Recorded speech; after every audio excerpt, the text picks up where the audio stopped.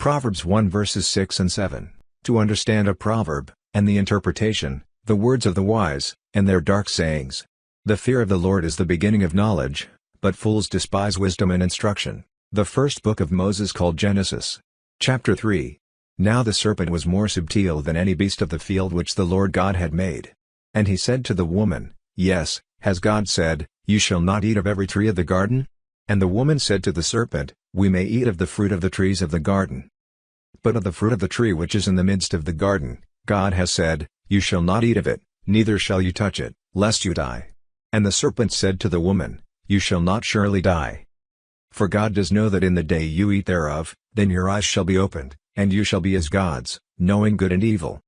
And when the woman saw that the tree was good for food, and that it was pleasant to the eyes, and a tree to be desired to make one wise, she took of the fruit thereof, and did eat, and gave also to her husband with her, and he did eat. And the eyes of them both were opened, and they knew that they were naked, and they sewed fig leaves together, and made themselves aprons. And they heard the voice of the Lord God walking in the garden in the cool of the day, and Adam and his wife hid themselves from the presence of the Lord God among the trees of the garden. And the Lord God called to Adam, and said to him, Where are you? And he said, I heard your voice in the garden, and I was afraid, because I was naked, and I hid myself. And he said, Who told you that you were naked? Have you eaten of the tree, whereof I commanded you that you should not eat? And the man said, The woman whom you gave to be with me, she gave me of the tree, and I did eat. And the Lord God said to the woman, What is this that you have done? And the woman said, The serpent beguiled me, and I did eat.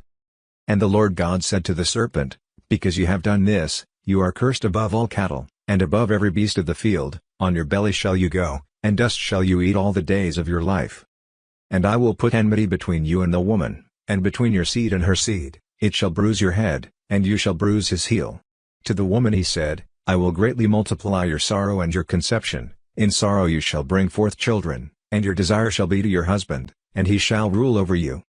And to Adam he said, Because you have hearkened to the voice of your wife, and have eaten of the tree, of which I commanded you, saying, You shall not eat of it, cursed is the ground for your sake, in sorrow shall you eat of it all the days of your life.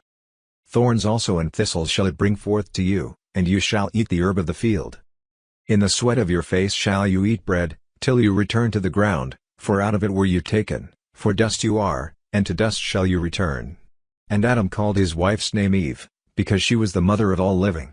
To Adam also and to his wife did the Lord God make coats of skins, and clothe them. And the Lord God said, Behold, the man is become as one of us, to know good and evil, and now, lest he put forth his hand, and take also of the tree of life, and eat, and live forever. Therefore the Lord God sent him forth from the Garden of Eden, to till the ground from where he was taken.